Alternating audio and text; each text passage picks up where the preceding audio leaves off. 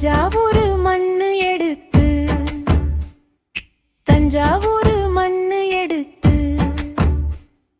தாமிரபரணி தண்ணிய விட்டு சேர்த்து சேர்த்து செஞ்சதிந்த பொம்மை.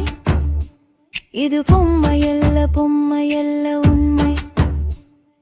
எத்தனையோ பொம்மை செஞ்சேன் கண்ணம்மா, அடி அத்தனையோ உன்ன போல மின்னுமா, பதில் சொல்லுமா?